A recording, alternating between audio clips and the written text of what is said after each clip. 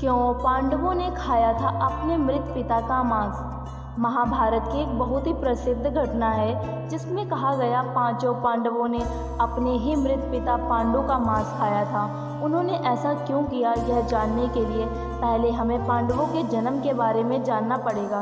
पांडु के 5 पुत्र थे, युधिष्ठिर, भीम, अर्जुन, नकुल और सहदेव। इनमें से युधिष्ठिर, भीम और अर्जुन की माता कुंती तथा नकुल और सहदेव की माता माद्री थी।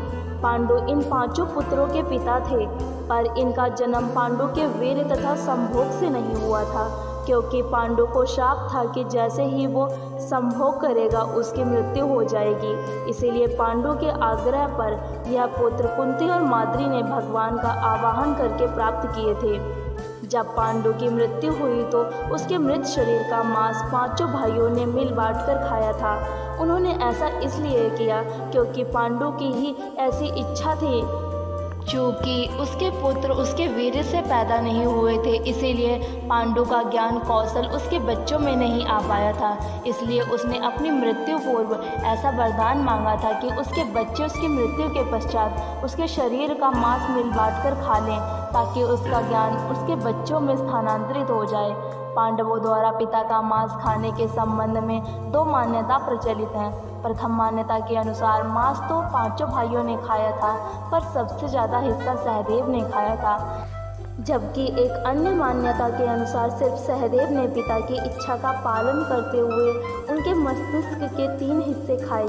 पहले टुकड़े को खाते ही सहदेव को इतिहास का ज्ञान हुआ, दूसरे टुकड़े को खाने से वर्तमान और तीसरे टुकड़े को खाते ही भविष्य का।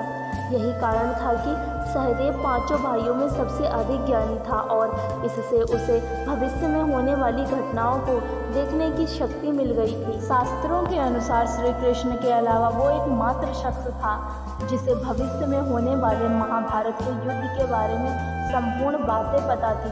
श्री कृष्ण को डर था कि कहीं सहदेव यह सब बातें औरों को न बता दे, इसीलिए श्री कृष्ण ने सहदेव को श्राप दिया था कि यदि उसने ऐसा किया तो उसकी मृत्यु हो जाएगी। कहानी पसंद आई है तो इसे लाइक ज़रूर करें और चैनल को भी सब्सक्राइब कर लें। Thank you.